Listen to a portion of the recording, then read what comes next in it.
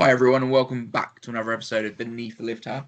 My name's Charles McGilvray and as always I'm joined by Jess Keble and Simon Stacey. Special edition of the show, we're joined by Fraser Dingwall. But before we get to the interview, we're just going to have a little chat around the Falcons fixture, and after the interview we'll have a little look ahead to the Bears game as well.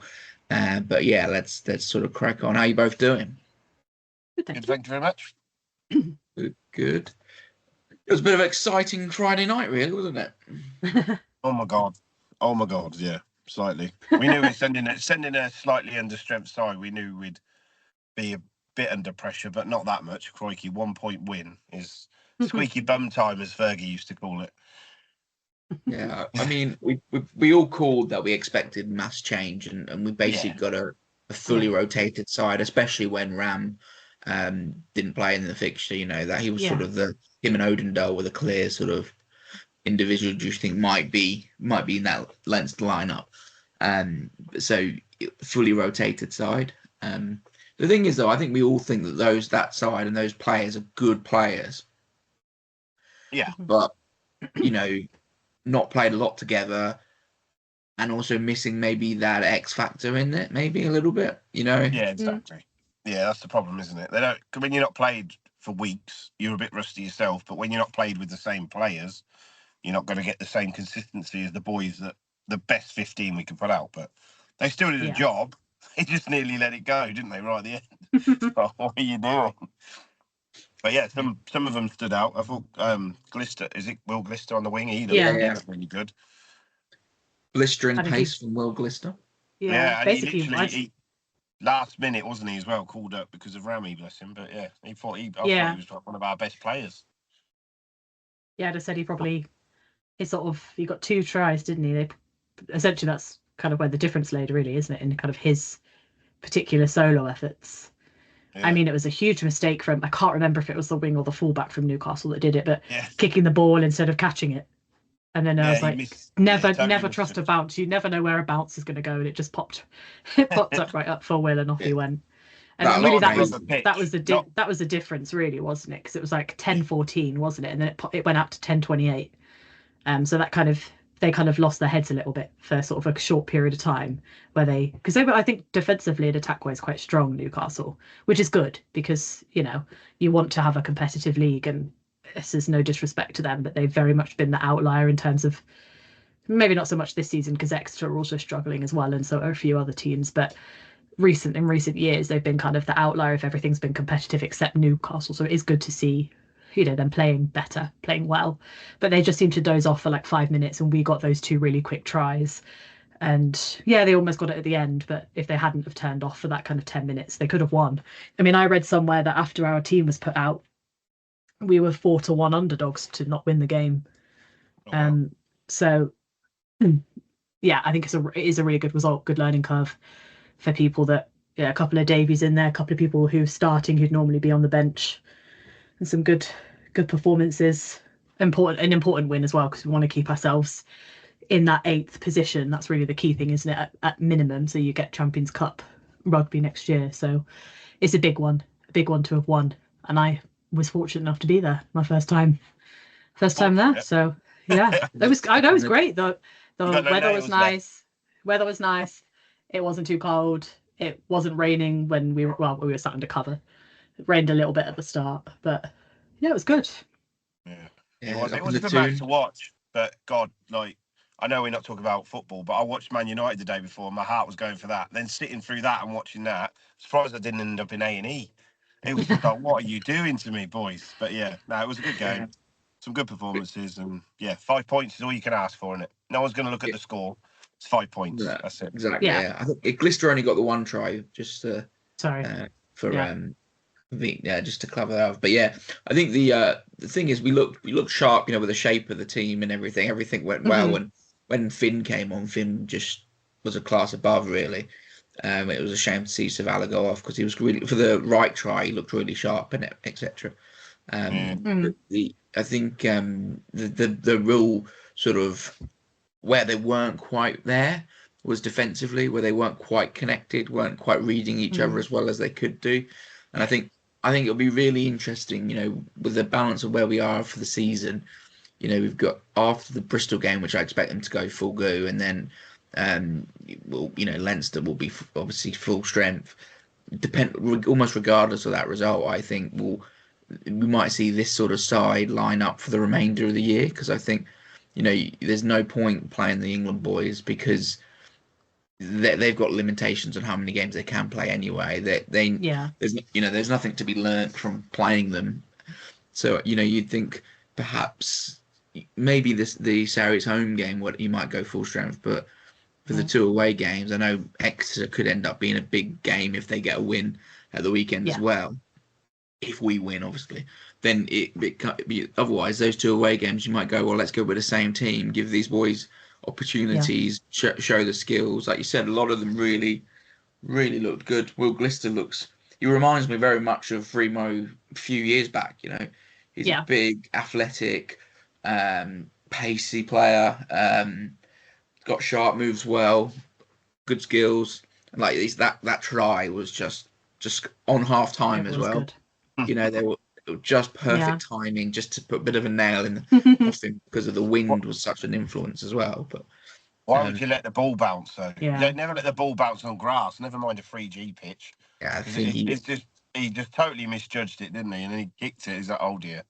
Yeah, you mentioned football a minute ago. I think he thought it was Alan Shearer trying to control it with his foot rather than it was there to be caught. He probably went for the, because it's windy, let's go for the low percentage, just trap it with my foot, don't risk the knock on.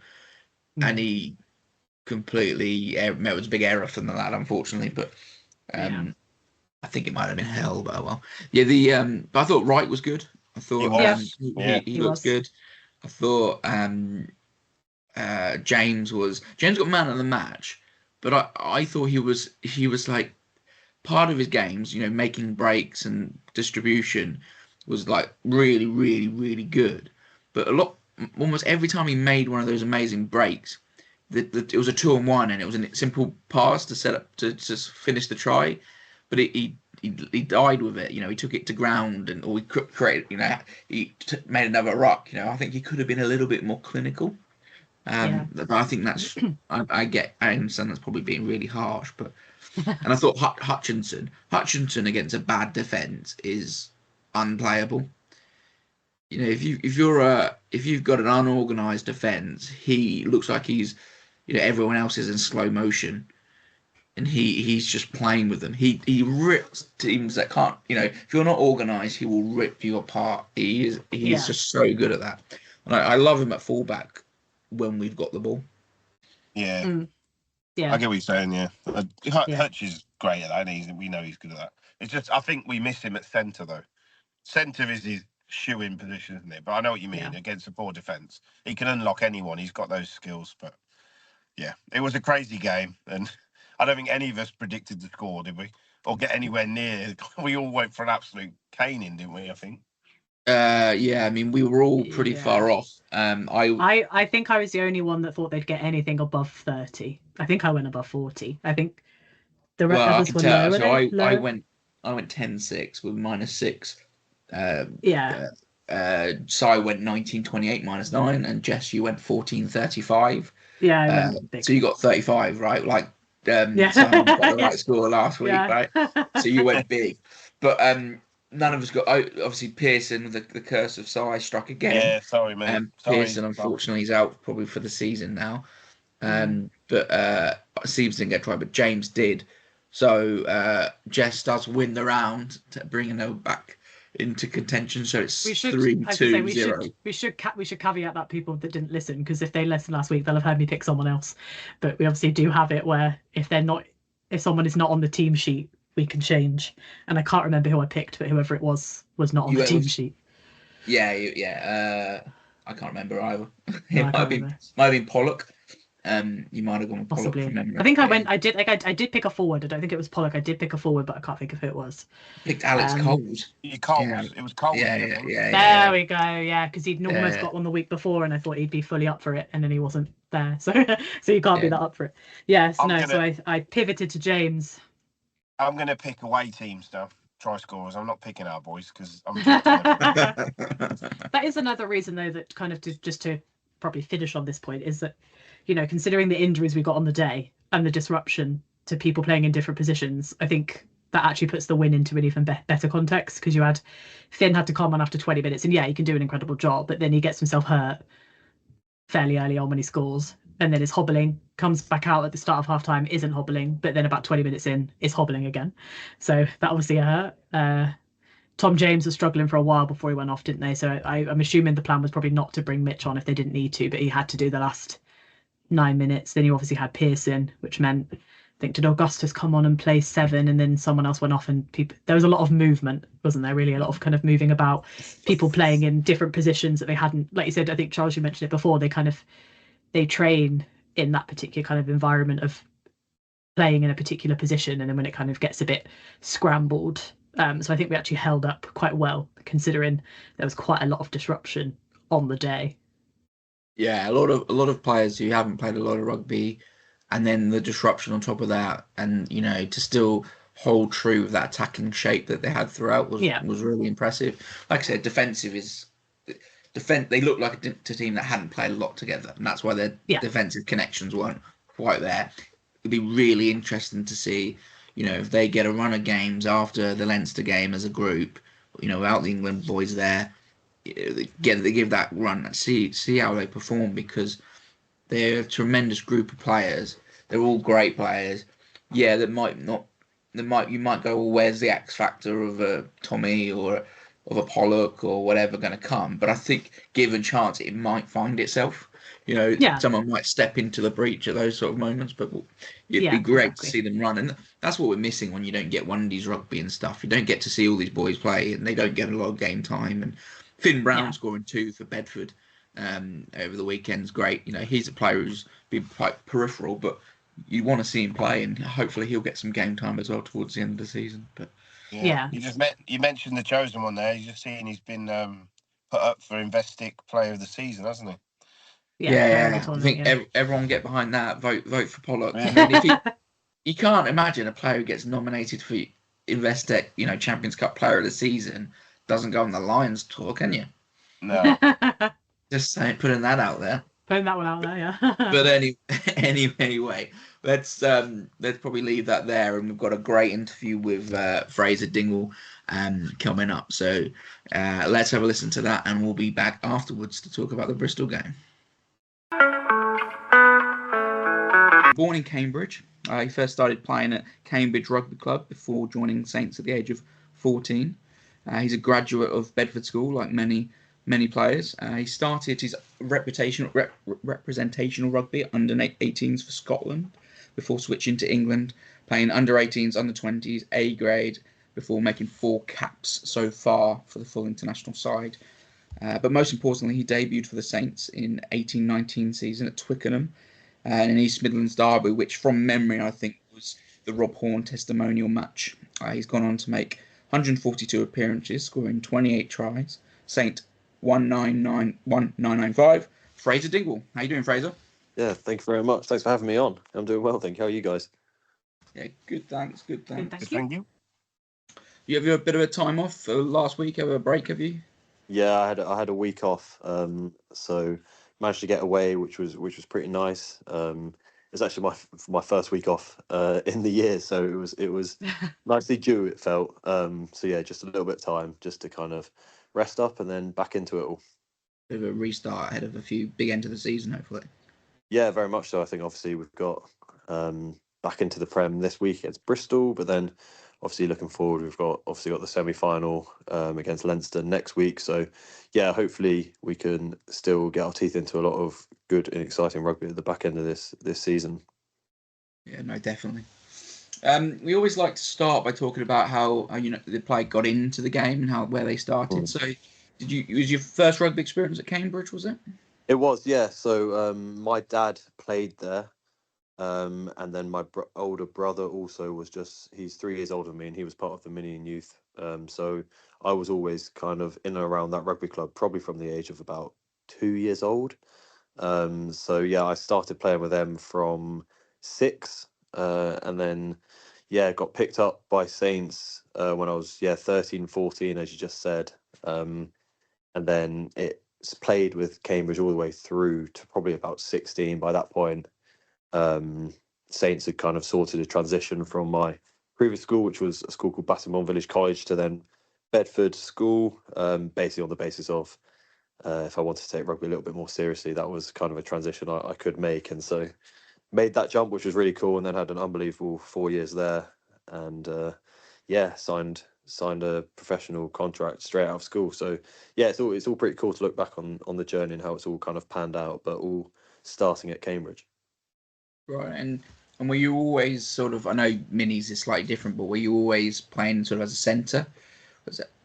I ranged, to be honest. I've played probably all across the back line across my younger years. I think I was mainly a fly half. So I actually played fly half when I first joined Saints Academy. I was in as a fly half, and that was all the way to probably under 16s. I think it probably changed to then a centre. But I was playing fly half for school and my club. I also then played a bit of fullback for school when I was 17. But yeah, very much transition into the centre long term. I think unfortunately pace probably wasn't blessed enough of it to kind of justify the back three, and kicking was probably not blessed enough to be at fly half. So I kind of sat in the middle, try and do a bit of it all. Yeah, I was gonna say you say that not blessed with all this stuff, but your game is so well rounded in terms of you're pretty much good at everything. And is that a natural thing, or has been if you started out as a fly half, has your defence caught up, or has it always been you've always been a sort of all-encompassing sort of player? Yeah, I think I've kind of had to work quite hard for areas to catch up. I think initially I probably joined and was probably a bit more defence focused, and I've had to grow a lot in my attack side of the game to kind of become more of a 12 as well, to be able to distribute the ball a bit more. So I've done a lot of work on that, to be honest, to kind of bring that into the game. I think, as you said, I think kind of one of my focuses is that how can I be at all the little parts of the game, all the basic parts of the game. And so it's like, what was it, master of all trades, but jack of all trades, but master of none. So it's that kind of thing. I wouldn't go that far, but yeah. No, so there's constantly room in every single area that I'm trying to grow, but I think as the way I see myself as a centre is kind of the super strength, as people talk about, is kind of being able to do a lot of everything. And I kind of, if I could kind of prime myself on that, that's kind of what I'd go after. Right, okay. And obviously you said, you came through, when you started out at Cambridge, your father played for them. Cambridge in their own right are a decent sized rugby club, etc. When you're growing up, were you a Cambridge fan, Saints fan? It's hard to think, actually. I was definitely a Saints fan. Well, so actually, for the first part of probably up until I was about 8 or 9, I was a Sale Sharks fan because my dad lived up in Manchester at the time, and that was the where we went to watch rugby games. And so I'd seen a couple of Saints games when they were playing against Sale, when my dad then moved down, and then we transitioned across. But I saw, so I could think about, I saw Ben Foden play for Sale, but then obviously then he transitioned. This is when he's still a scrum half as well, to Saints. And then it was around that time that I became a Saints fan. So I wouldn't know what year that is. But yeah, so I used to sit in the South stand the whole time. Me and my dad and my brother, we'd often be there. Yeah, and then I was at the 2014 final. So then that was pretty cool to then 10 years on from then, the next time we want to actually be playing. So yeah, there's loads of cool memories attached to being a Saints fan and then also playing. There's also another one where I was at the Dylan Hartley tweeted a photo that I'd sent him where it's him scoring against Perpignan again in the game at Milton Keynes, and I'm actually, you can see me in the background. So there's funny little links everywhere. But yeah, it's cool being like as it is for many of us that have kind of come through the academy, being a Saints fan and then ended up playing for them. It's been pretty cool. And were you sort of just mad for the sport as it goes? Like I think when we spoke to Ferbs, he said he'd get up early and the weekend to watch Super Rugby and stuff. Were you just all into it. Yeah, that was me as well. So I would get up early. When the World Cup was on down in New Zealand, I'd be up early, like really early for some games, because I'm thinking it'd be like kickoffs would kind of be like 5, 6 in the morning kind of thing. So yeah, I was very much mad for it. It was that in football I played, but I was always more keen on rugby. Yeah, so I've always very much loved the sport, and yeah, it's kind of always been a big part of me, really. Right, and you said there about I mean, we've both got the same alumni. I went to Bedford as well, and you know, Bedford from a school is cricket and rugby focused. It's massively, and so you said that you went to Bedford as part of relationship with Saints to take rugby a bit more seriously. Does that have to be, as a young man? How does that feel going to a school essentially to get better at rugby? Yeah, it was really, it was weird, to be honest, because I think at the time, basically, the guy who was heading up the academy basically rang my parents and said, like we're really keen for Fraser to kick on, but we think that would be really beneficial going to one of these schools. And the options he gave were Oundle or Bedford, and I didn't want to board, so Oundle was straight out the window. And then it was like, oh, we're going to have a look around Bedford. And I remember going to it thinking, oh, like I'll go and have a look, but like there's no chance I'm like moving schools. Like I'm not really like thinking that much of it. And then I got there, and I remember just kind of seeing facilities and then seeing what they did and like all the opportunity you had in terms of rugby. And it was kind of came a decision of I can't really like say no. And so yeah, I joined very much to kick on with rugby, and I was actually fortunate enough that I was able to do a lot more than just rugby at that school. So like I'm very, very grateful to them for that. But it was really cool. I think it was my first taste of probably what professional sport could look like. Because I arguably trained there more than I do here sometimes. Like there was something on every day.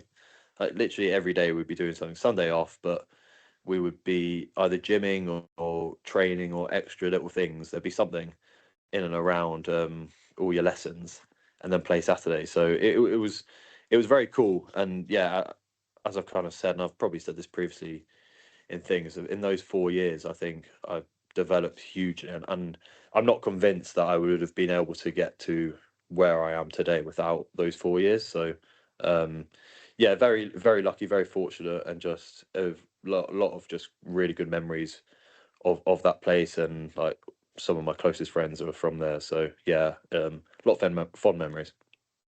Nice. And so moving forward, then you signed for Saints, and was it right in that your debut was the Rob Horn testimonial match? Yeah. Yeah, it was that game, and he actually presented me my shirt in the changing room as well. Oh, wow. So yeah, there was obviously like a very like that game was massive for so many reasons with Rob. Like some very like sad time for the club in a way. It's like really tough for Rob, but like cool that it was him as well, that he was able to give the shirt and that it was connected to him. And like when we went on tour to Australia, a few of us met up with him and have stayed in contact with him. So yeah, he's an unbelievable guy. So it selfishly, it's cool for me that it's all connected that way. I just wish it was on obviously better terms with Rob. Yeah, we were talking about that game before because we, as fans, we all remembered being there and being miserable because it was the worst conditions you could possibly imagine. And then next road hammered us. I can't actually remember much about the actual game. I think I only played maybe 2 minutes at the end, and that was it. But it was wet, wasn't it? And it was miserable. Yeah, and I remember us losing fairly heavily, but like I didn't. Like it's wrong to say, but at the time I didn't really take much notice of what the score was or how the result affected anything. I was just kind of wrapped up in around like I'm actually playing kind of thing. And so you didn't have a feel like now around that was like a key game in the season or something like that. Like I didn't really have any feel for that. I was just like, oh, but yeah, I'm actually playing. Hi Fraser, okay. So as Charles mentioned, you've come through the academy into senior level. You've come up with loads of the lads that are in the current squad. Is that like a really special feeling and like you're a good bond together? Yeah, I think that's probably one of the key reasons why like this place is quite special because, as you said, there's so many academy guys that have come up together, like and you've seen them progress from academy boys living together in the houses to them making their first team debuts to then playing several times for the club, winning things with the club, playing internationally, but then also just seeing like Slights, who is year below me at school, but now is engaged and has a kid. So there's like cool milestones in people's lives as well, like just to kind of show how tightly knit everyone is. Like me and Colsey have known each other since we were probably 16. Because both at Cambridge. Ferbs obviously went to Bedford as well, was a couple of years above me, and we used to live together. So there's so many connections, and even boys that have left the club. So I think it was the Wanderers team that won the A League. I don't know what year it would be, maybe 2017. We beat Exeter. If you kind of look at that team, it became pretty much like the spine of that team has gone to become, in essence, the spine of the team today. So, yeah, it took some time for some of the boys, and it's kind of Boydie coming in that kind of gave a lot of opportunity. But yeah, so many of us have come up together that it does make the squad very, very tightly knit. Yeah, you are currently a one club man. Do you have ambitions to stay a Saint for your whole career, or do you have ambitions to go somewhere else? I do. I think it's a very cool thing to say you have done. I think yeah, and I think I've always said that as long as all my ambitions align with what Saints are doing, and as the moment they do, I wouldn't see any reason to leave. So yeah, it obviously the club means a lot to me and my family, and so yeah, I'm very, very much want to give them everything I can, and yeah, I'll aim to do that, and I would love that to be the case for however long as possible. If things change, then that would be very sad, but for now, I don't see any reason why that would be the case. Yeah, that's good. What many fans dream of doing is playing for Saints, but you actually captain the club. What does that feel like? Like the honour to captain Saints? Yeah, it's cool. Yeah, I've kind of been lucky enough to do that a few times now, and especially more this year because Ferbs has been injured for a large part of it as well. Yeah, I think it's taken a bit of learning. Obviously, the honour of it is huge, and that's something I'll always kind of like take with me whenever I reflect on everything. That I'll be very proud of that, I'm sure. But it's kind of taken a bit of learning around how it's best done, and in the sense of it doesn't have to be you just leading the whole team by yourself. You actually are better off relying on a lot of other people, and yeah, it's been a great learning experience for me as much as it has an honour. So yeah, I'm just been very fortunate enough to do that, and yeah, it's been a cool thing. As you said, if I told myself when I was young that would have been the case, then it would have been the handoff. Yeah, excluding last year's final, obviously, which is probably the greatest moment in most of the boys' lives. Yeah, what's been the highs and lows of your career so far at Saints? Oh, blimey. A low point, I've got to start with that and get out of the way, would have been after COVID when we came back and we went on that long losing streak and we just couldn't really find a way to win, to be honest. And we probably approached it in a slightly different way. We kind of split the squad into two because there was double game weeks. And we're just trying to go like not maxed out in one game. We were trying to go after all of them, but not with maxed out squad in each one, and so we got ourselves into a bit of a rut there, and that was quite tough, to be honest, in terms of just turning up to work every Monday, but you've lost again. It becomes quite tough. So that was probably the low point. Trying to think, I've been fortunate enough, touch wood, in terms of injuries. I've had 1, 3, 4 monther, but that's like nothing compared to some of the stuff that some of the boys go through. And then highs, yeah, obviously the final. What else? Had some really cool away wins. So Munster last year. The Leinster one last year is a bit of a high and a low. It was probably one of the coolest games we've been a part of at Croke Park. And the game was unbelievable. We nearly did it in the end, but then also, like, after that game, everyone was gutted because I truly believed we were going to beat them and like go on to win that competition as well. I genuinely thought we were going to do the double. So yeah, that kind of rocked us a little bit. Although I reflect on that, I think that if we hadn't lost that game, I'm not sure we would have won the final. I actually think like we learned a lot from that game, and yeah, losing that game actually led us to winning the Prem, and I'm not convinced we would have done otherwise. So I think we were better off for it in a weird way. Other highlights: beating Lyon out there, playing against Clermont at their place, heavily beating Leicester at home a couple of times. There was one of my first big games was against Exeter just after Christmas. I think it was in the season. I just kind of broke through and I scored, and then also held someone up, and we won that game when they were the leaders of the Prem. So that was a cool one as well. So yeah, I've just listed a fair few there, haven't I? Really. You briefly mentioned when Charles took about the 2014 final being in the crowd. Yeah. How insane is that, being a fan and then 10 years later actually being on the pitch and just doing the same as what you watched? I can't imagine what that feels like. Yeah, it's pretty. Yeah, I can't really describe it, to be honest. I think I have a lot of memories. One of the main memories from that 2014 final is when the try was awarded.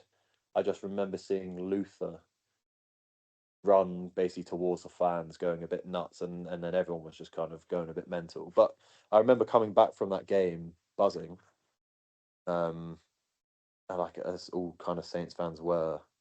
But yeah, just to flash on 10 years, and then we did it. Yeah, that whole day was surreal. Like from the game and how we won it. Like, we played terribly, but we managed to win it. We were very honest around how that was. We played awfully, but we found a way to win it. And then it all just was just surreal from then on, in terms of like how you feel when the whistle goes, to lifting the trophy, to then bus back, to then turning up to the ground, and there's loads of fans there waiting for us to get back. To the bus parade the next day. Yeah, just like so many cool things attached to it. But yeah, as to think it was the last time I was sat in the stands watching. They're always quite cool little flashbacks you get whenever you do that. That was amazing. You actually just beat on my last question there. What was it like, the parade, when you come up through the town and turned in towards the Guildhall, and that massive sea of Saints fans just cheering you guys on? Yeah, well, it was unbelievable. It was also a little bit of a relief because we were a little bit worried no one was going to turn up at one point. We weren't sure if people would actually come out. So seeing so many people was, we were actually pretty blown away when we did turn, and thought, well, yeah, actually, that is cool around the support we've got, which obviously just shows another cool reason why this place is special, is because of just the support, and how connected the town is to the team. So that bus parade was cool as well. And just standing on the stage with everyone out there. It's cool just that rugby has those things, because like you see bus parades the whole time in football, but you're never sure whether rugby kind of get something similar, and so we kind of got emulated that, and so it was pretty cool. It was very cool. And how many days did you celebrate afterwards? Unfortunately for a fair few of us, it was only that Sunday, because we were in camp the day after. So we were in camp at 3:00 on the Monday, and we flew to Japan on the Wednesday. So it was over very quickly for a few of us. But I know that there was a few of the boys that went till Tuesday, I think. We had George Hendy on. Yeah, he said he I think he was the for biggest. 3 days. He was the biggest charger, I think. He did, didn't he? I think he did was it your guys' podcast he did in it, or he did another podcast where he's doing the kit as well? So I think it was a rugby pod rather than us, but yeah. He did a decent effort, I think, which probably fair enough. He got man of the match in the final, didn't he? So yeah. I want to talk a little bit about your international career. I think Charles, you mentioned at the beginning about you'd actually played underage rugby for Scotland and then had swapped to England. What was kind of involved in kind of that decision to make the swap? Yeah. So yeah, I started with Scotland 16. I don't think that's actually included on a lot of the bio things anyway. So I did Scotland 16s because I wasn't selected for like an England Midlands it was at the time, and then that was kind of your route through. So I was with them through Scottish Exiles. My dad's Scottish, so I'm half Scottish, and that's my connection. Then the Scotland 18s, and then essentially I knew the England 18s coaches from previous things and attached to Saints basically, and they had kind of said that it was potentially an option, and it was all based off playing the highest level as I could in age group, and that was England, and that's not always to say that senior that is the case, but in age group it was, and so yeah, I switched the year after, which felt a little bit yeah, it felt a little bit odd at times because obviously it's the same coaches for the Scotland 18s guys when we played against them, so I don't think it went down too well, but yeah, that was kind of the jump I made, and then I stayed with England then on out. And you obviously made 4 caps now for the England senior side. What has that experience been like in the the Six Nations campaigns that you've been involved in? Yeah, no, it's been great. I think it took some time. It's been the kind of way I reflect on it. I kind of had to be persistent with it all. But I first got called into a Six Nations camp, when I was 20 years old, and that was literally my first breakthrough season. And I think I was kind of called in as Eddie Jones was doing at the time, kind of as bring young people in, have a look at them, kind of for the future. So I look back at it now, and I wasn't in a place where I was ready to play, and I had so much to kind of grow, but it gave me a great insight around what it was like to be a test player and what you needed to do and what you needed to, basically gave me a mark around what I wanted to chase towards. But then for the next few years, I think I kind of was quite fixed on getting back into the squads and playing because it felt like the natural progression, but it was actually going to be a lot longer than that. Now I can kind of sit back and say that now I've managed to do it. And so, there was probably a couple of years. So the year that the Australia tour was on, I was kind of would have been hopeful that I maybe would have debuted in that. And so there was a frustrating period where I wasn't sure if it actually was ever going to happen, to be honest. And it kind of felt like I was really, going to be chasing it, but it wouldn't actually just happen because of whatever reason. And so when it did happen, and when I did debut, it was a bit of a relief, but also felt like a lot of. I just felt very proud of kind of like the hard work that had gone into it, and I think those that were close to me would know that I've had to be quite patient and persistent, and there's been a few times where I haven't been sure about it all. And then obviously came out after 2 games, and I've had to be patient again to try and force another opportunity, and that came again in the back end of this Six Nations. So yeah, it's been a longer path than for some, but I'm kind of proud of the fact that I've been able to stick in it for that long and get my rewards, and it feels quite. I feel quite gratified by it all. And what was it like? I believe in between those two, this year's Six Nations campaign, last year's Six Nations campaign, you obviously played for England A, captained them against Australia. Was that kind of a high and a low? You talk about wanting to be for the senior team, but also at the same time you are captaining an England side. So what were those kind of emotions like? Yeah, that was a really cool week. So it was just really cool that it's so rare that you just get together with a group over a week period and play a game. So it was just a really fun week in a way, just to kind of get together and just have a crack. As you said, like lots of nice emotions around being able to captain that side. But I was very much trying to use that as a game to springboard.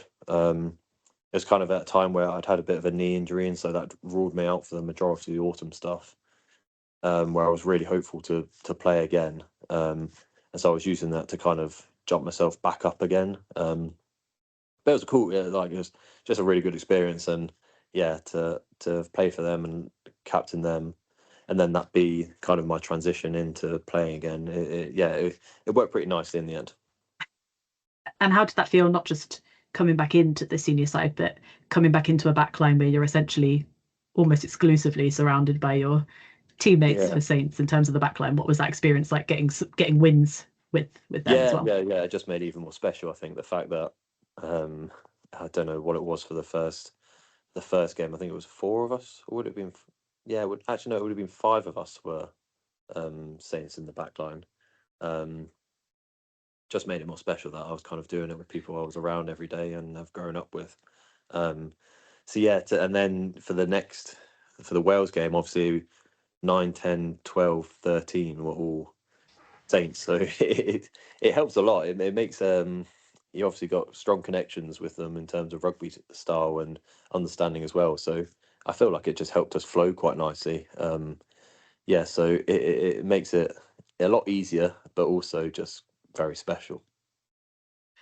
And in terms of kind of moving forward, thinking, not too far in the future in terms of what is coming up, there's obviously a Lions tour coming up. There's also an England Argentina tour coming up. Are you targeting one specifically, targeting both? Do you have, Lions aspirations in there?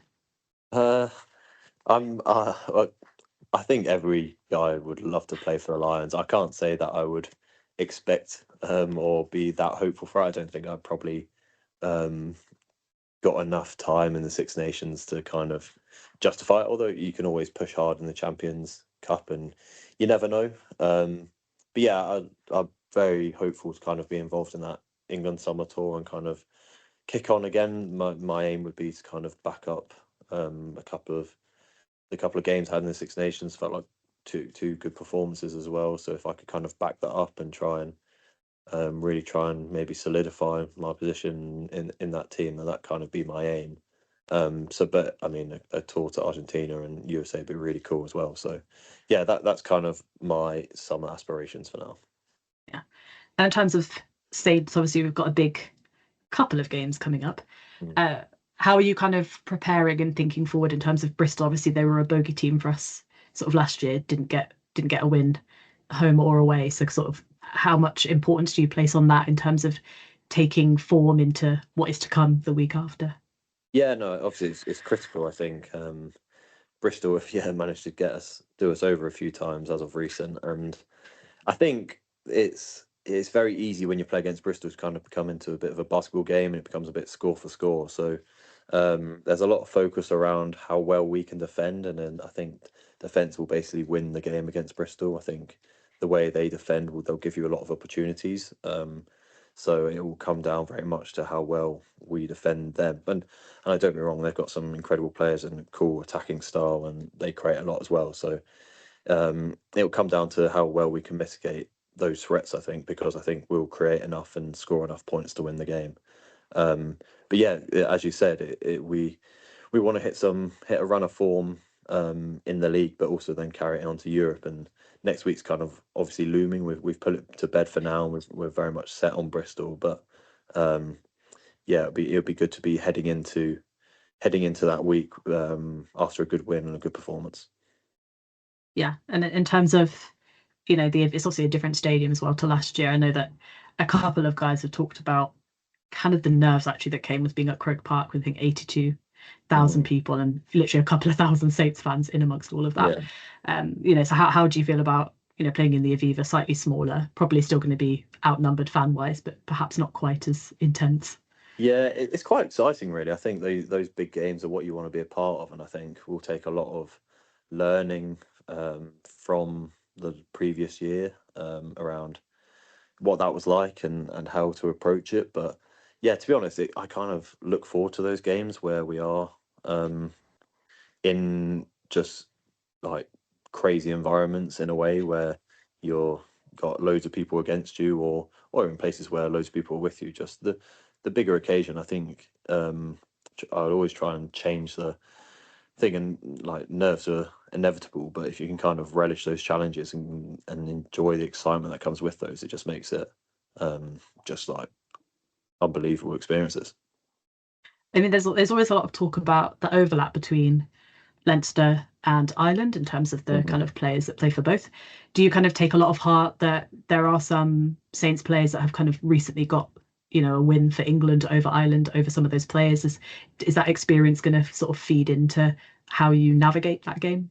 Yeah, I think so. I think obviously there's no doubt that they've got an unbelievable team, and that they're stacked with internationals. But I don't think that, I don't believe that they're fully unbeatable as of yet. I think there's still very much teams that can expose them and beat them. And I think as well, like, the reality is that in the last few games they probably haven't had to deal with the scoreboard pressure and like all the stuff that comes with it being a slightly tighter game. Like, if we can make it so and stay in the game for as long as possible, then I think we'll just keep creating opportunities. And there's no reason why I don't see that we could go and win with, as you said, with experienced heads that have kind of played them again, and some people that have beaten a lot of their players before. So yeah, it's all set to be a pretty cool afternoon. Simon, I'm going to head back to you for your question. Yeah, I ask every player this. I said, who's been the best player you've played with, against, and if you could bring somebody to play with you right now, who would you pick? Oh, okay. Played with, I think it would have to be Courts, just because of I just can't see how it isn't. And I imagine everyone said that, to be honest. Near enough, yeah. Pretty much. Pretty much, yeah. Because I think he could be one of the greatest ever forwards of all time, really. Yeah. And I think I think he's probably actually still a little bit underrated in a way. And I think Saints fans will all know how good he was, and a lot of England fans do. But I don't know if he is rated as highly globally as he probably should be. He was just unbelievable, like genuinely just unbelievable, and just kept getting better. Best I've played against. Ooh, but yeah, that's hard. Best played against. I would be. I reckon. Oh, I reckon it's Charles. I think Charles Piutau. I think he would be up there. I reckon he was the best player in the world at one point as well, when he was carving up for. I think it was like, who was it? Wasps at Ulster, maybe, when he was on fire. But even at Bristol, he was ridiculously good then as well. So yeah, it's just like make people look silly. Could do kind of everything. And then if I could drag one person over, who would I like? I tell you what, I watch RG Snyman, and it's just a bit annoying about how easy he kind of makes things look at times, because obviously being as big as he is and just like holding the ball in one hand, it'd be quite cool to play with him just to see like how he kind of approaches it, because at times it honestly is like he's playing against kids, isn't it? Just the way he kind of runs through and just flicks the ball. So yeah, maybe drag him over, see what that's like. Fair enough. Thank you very much. Yeah. Just to finish up, then you mentioned there about Laws being underrated, and it's definitely not a case from Saints fans in terms of yourself. We all realise the value that you add and bringing everything together. And during the Six Nations, there was that sort of term used constantly of glue, the glue player and everything, right? And on the podcast, we seem, I've said a lot of times, I see your value very much in the lines of Gordon Darcy, who might be a player slightly before your time, and he got 80 odd caps for Ireland and was a tremendous player and phenomenal player, very similar player to yourself. However, he had a centre partner who happened to take quite a lot of the limelight in Brian O'Driscoll, etc. When people use those terms like glue and or etc., how do you see that? Do you think, no, I want to be the Brian O'Driscoll superstar, or are you more than happy being the world class talent like Gordon Darcy who makes everything look great? No, I think I'm very much happy with that term. I think it kind of feeds into or it's aligned with what I'm trying to do anyway. Like, in terms of, if I can, in my position, make everyone around me function better and bring out like some of the best qualities and a lot of the like unbelievable players we have around us, that's kind of a success for me. So yeah, I don't get too bothered by that term, really. I think if you could be a glue player, or if you could be a player in a backline that allows the whole thing to function and become like a key part of it, I think that's as important as being the superstar as such. So no, I don't worry about that term too much. I quite, I don't, yeah, it's quite a nice term, I think. So yeah, I'm not against hearing it really. It's sort of like along the lines of the world sort of now, all the countries now realizing, you need players who can function within a system, make the system work, so that the star players like Tommy out wide, whatever, can benefit from it. Yeah, I think it's all like teams are becoming very much about balance, and backlines especially around there needs to be balance, and it isn't always chuck the best athletes or the best like the ultimate best players all together.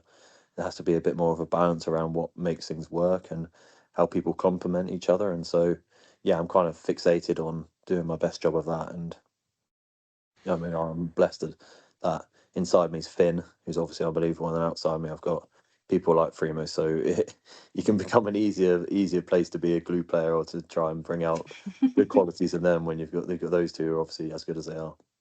Yeah, no, amazing. And I'll tell you, amongst the three of us, you're definitely one of the first names on the team sheet when we're picking it. So it's been a pleasure. Thanks very much. Thanks for having me on.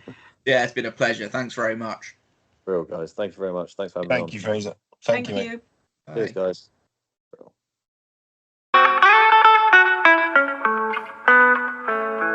It's pretty cool, that dude, isn't he? Fraser Dingwall, that was pretty cool. Yeah, it was a really good interview. Yeah, really good lad, and very informative, very chatty, as to be expected. And yeah, really enjoyed that. So thank him again for coming on.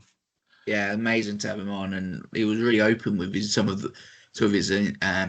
thoughts, and his sort of, when he said about, I was really, proud to have kept at it and got those caps at the end of the sort of, it was really great to see him talk so honestly. It was, big. Well, we're all big fans of him, aren't we? Oh yeah, massively. The glue that keeps the Saints going, as we call them. Yeah. Gordon Darcy 2.0. Yep. Yeah.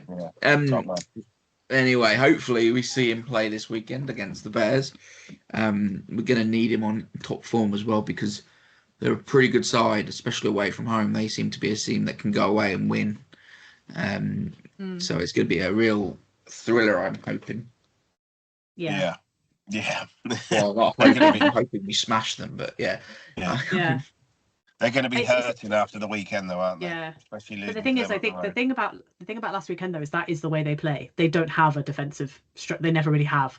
So the question is, I always thought that if our defense can front up and stop them, I don't think they'll be able to stop us. I mean, they looked really poor last weekend. I'm not saying that that's necessarily the team that's going to show up necessarily, but you could basically just walk through the defense. I mean, I reckon I could have a go. And I am the least sporty person that you've ever met when it comes to playing sports. Like, it was so leaky. I just remember watching that thinking, like, they literally just don't seem to have some of the things they were doing as well. They're like, I know we've had that before. Saints have had it in the past where just like passes are not coming off or whatever, but they've made some odd choices. I mean, they gave away tries for fun, which was silly, kind of like basketball style passes over the back that just didn't actually go to anyone. Like, honestly, there were some very odd kind of attacking choices made. Yeah, defensively it didn't exist. So, and I don't think it has. I think they said something like they've scored 130 points in the last 3 games and opponents have scored 120 against them. Like, and they've scored 20 tries, opponents have scored 20 tries. So I think if our defense shows up on the day and can put some pressure on, I think there's a really, really solid chance of beating them, considering, last year's both results against them obviously didn't go our way, and they were quite hefty defeats. But yeah, this year they just haven't seen them really show up from what I've seen on obviously TV. Not really seen them show up with any sort of defensive structure that really exists. And so I think we can really heavily exploit that if we do go strong. Like I think we're all assuming we probably will. Yeah, it's a strange one with Bears, because so when they first came back up into the top division with Lamb, that made a real point of going, most teams when you start out at the bottom, you try and build on defense, and then you build from your defense, and then you build an attack. And he went, no, let's not do that. Let's start with the attack, and we'll add the defense, and afterwards, let's grow confidence and belief that we can just score. And he's sort of, they've sort of peaked and troughed, and he hasn't really come to fruition, that plan. or that they wanted to be this big dominant side, etc. It hasn't, and he had this long-term contract, and it hasn't really done it, I don't think.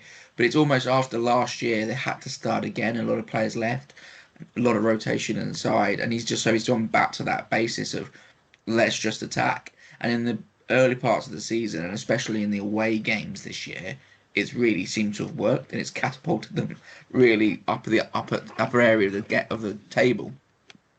Yeah. So they are dangerous team. Yeah. All the good But players. that's what feels a bit odd about them though. Is it's like it almost feels like the only reason that they're high up in the table is that when they win, they do get 5 points. But there are still question marks over, if that defensive structure fails like it really did last weekend. Like that's why I think teams have been able to score lots against them. It's just they happen to score one more than the other team, and then they tend to struggle a lot more against teams that have solid defensive sets. That is where they seem to struggle, and that's difficulty for us because it's not. We're kind of a bit similar to them, I guess, in that it took us a while to get it there defensively, even when it was there attacking wise. So we really will need the defense to be on it at the weekend because I think they're stoppable, they're beatable. I think we'll be able to score a bucket load of points. It's just stopping them from doing the same thing. I still think they're going to get through. They're going to score, right? They're too talented of a side, but there are lots of places that you can quite obviously exploit them. So hopefully going strong. I think we put out, like you said, the side that I would expect to put out against Leinster, bar a few people who are obviously injured, I guess, or perhaps whatever it might be. We should really genuinely be able to get a win, despite the fact that they're third and we're eighth. You think there's quite a disparity, but I'm not sure that disparity is as big as that actually necessarily looks in the table per se. No, the problem is, I think they're basically us pre-Radders, aren't they? We were literally the same. We would literally play a game, score loads of points, but leak loads of points, and just manage to either just lose it or just win it.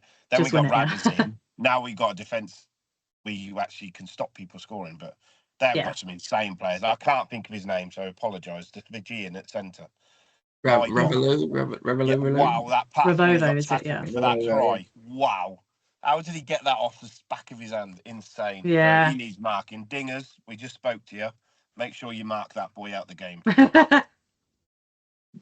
we definitely. I think him and Odendale might have a lot of things to say about trying to go around them or through them in the midfield. But yeah, I think the way to beat them is, like you said, it's very much similar to us before Radders, like a real nuts and bolts team that has strong set piece, keeps things simple, doesn't play at huge pace. They can struggle against because it's all on them to put the energy in the game. And you put them under pressure and put them under territory, and they just try and play. Harry Randall doesn't kick the ball. But he, like, 9 that doesn't kick the ball. It's strange, but he just doesn't kick the ball. They just play and play, and if you put pressure on them, keep them in their own half, you'll score off the back of it. Territory and defence is going to be really key. The only thing I would say, and I'm pretty sure was he back at the weekend? I'm trying to remember, with AJ McGinty. That's the thing. They're 10. Yeah, he's a massive part of their attack. So I don't. Was he playing? I don't know if he played against them. I think because they've got Harry Byrne on loan from Leinster, haven't they? And he's a decent enough player, but yeah, McGinty was back. I just checked. McGinty was back for that game. He was. Yeah, he's a class above him. The Irish barman from New York. He's a class player. And I know he's just coming back from injury, but you shut their halfbacks down, win territory. I think you can limit them. I think that's what the task will be. And I think, like I said, if we have some of the kind of, assuming that you've got like Finn, Fremo, Hutch, like people in there that really know how to unlock those kinds of defenses, and also just like the passing game is obviously sublime. Like you'll be able to get through them, definitely. I think it really does just come down to not letting them go through you, realistically. Yeah, I think so. Winning that physical battle, winning that territory battle, pinning them in, that hopefully will go well. Team-wise, we expecting full strength, all the stars. I can see. I don't think they've got a choice. I don't think you can go to the risk of going to Leinster even slightly undercooked. They'll batter you. I think I think you've got to take the risk, and I appreciate it is a risk because anything can happen to anyone on the day, and we appreciate that. But they they cannot go in without rugby in them, because then at that point most of those guys then would have had, what's that, 3 weeks essentially since their last game, where by the time we get there, that's too long in my mind. And it felt to me very obviously that they rested them for Newcastle specifically to have them play this game to get them ready, because this is a team that works best when you've got a run of form going. Yeah. And we absolutely have to have a run of form. So I'm not saying they definitely will, I think that, but I think they should. And I think we should hopefully prepare to put that's the strongest 15 out that you've got, just because they need that. I think they need it. They need the rugby, they need the win. I think either going into Leinster not playing or going into Leinster losing, you're even more on the back foot than you already will be against Leinster at the Aviva. So I think I think they just have to, and they have to, what happens, and what may come. And I think they've got to. I don't think we'd have any chance of going to Leinster if we took a team that hadn't played for 2-3 weeks. It doesn't seem to do Leinster any harm though, does it? You know what I mean? No. It's literally But they seem to be matches. They're like a thing unto themselves, aren't they, really, at the moment? But no, I know what you mean. We do need to. You probably got to go full strength just to get some rugby back into them. Get all the cobwebs out that people have been rested, so you're on full fire, ready for Leinster. Yeah. So you've got like Manny, Curtis, Big Trev, haven't you? It's probably Timo and Coles.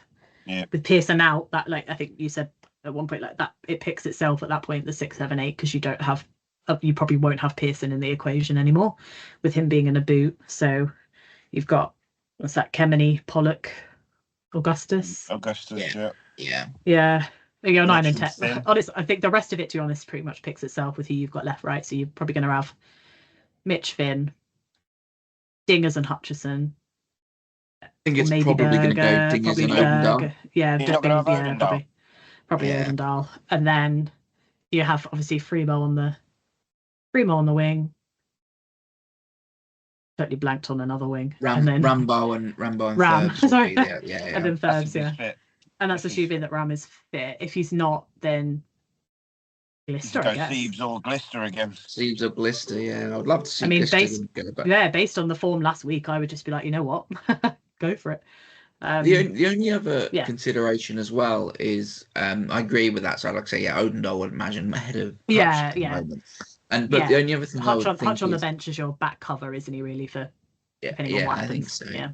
The only other thing I'd say as well, though, I think I saw Douse talking in the press, etc., about the cap on England players needs to be, it gives them leeway in it, because Tommy Freeman is very quickly closing in on his maximum number of games he's allowed to play this year.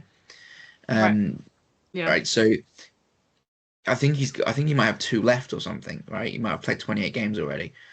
So it's a case of you play him against Bristol, you play him against Leinster, and if we beat Leinster, he can't play in the final.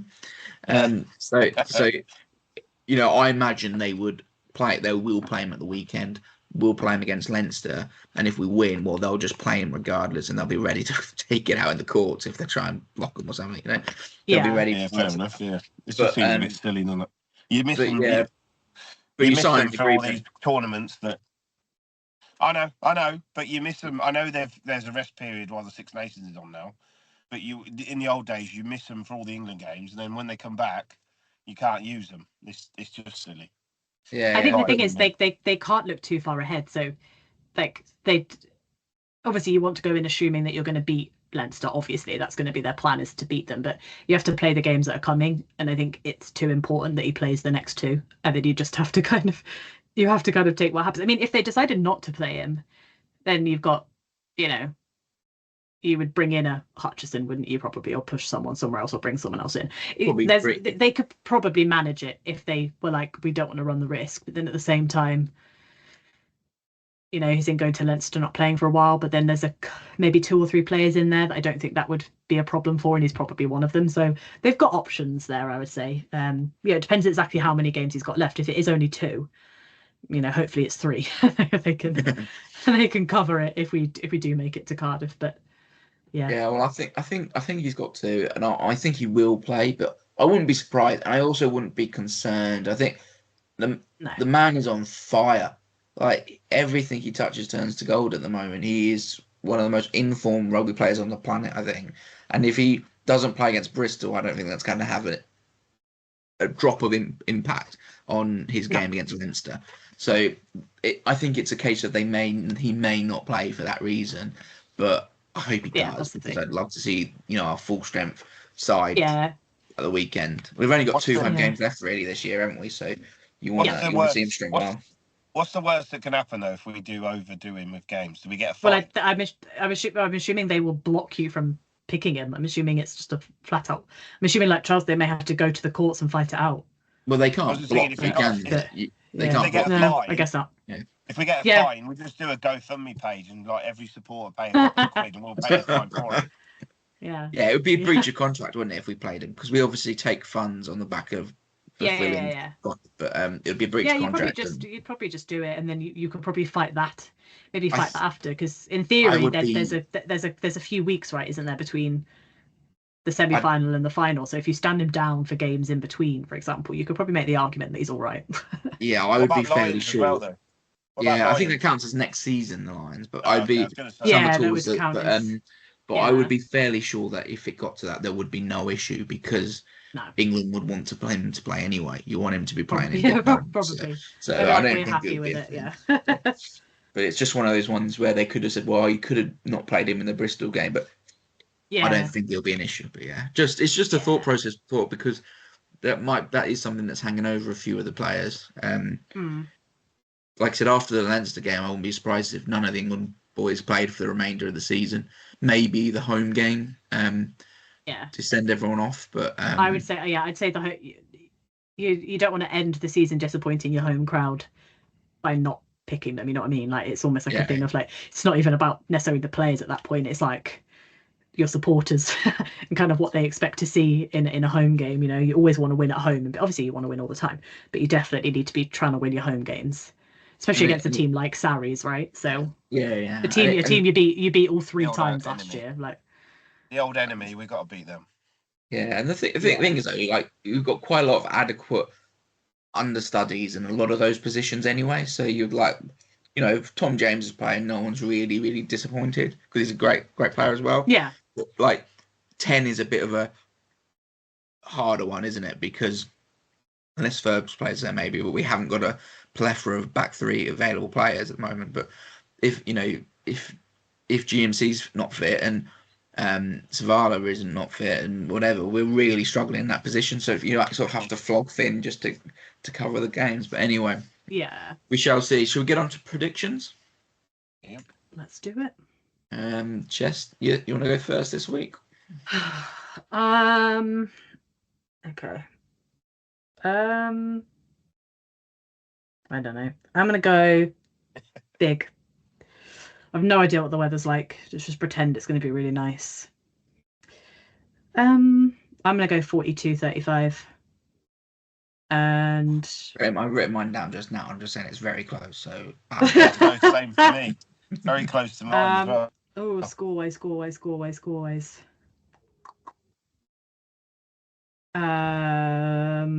Let's go Ferbs. I'm pivoting back to the backs this time. Go on, Si. I was going 40-32. So it was really close. We're all very close, yeah. And I'll go Wonder Boy, Mr. Pollock. Chosen one. Sorry, Pollock. No, I shouldn't say that, should I? That could be his lines done. No, you'll be fine. Oh, you can't say that now. Well, you can't say that. I had written down. No. I'd written down 40-35, so I was just a little bit under. What you don't have enough. You don't have enough faith in Finn. You think he's going to miss one? Yeah, because Fremo's going to score them all on the wing. Yeah, so Fremo's going to only care about his lawnmower and not about getting into the post. He's not going to bother running it in there. But I'm also going to go with Fremo to score, because he always does. Yeah. Anyway. Thank you very much for listening, everyone. Hopefully you enjoyed that interview with Dingwall. It was a real pleasure to speak to him, and comes across really well. He's a top lad. So thanks for listening. I've been Charles. Jess has been Jess. Simon's been Simon. Bye. Goodbye.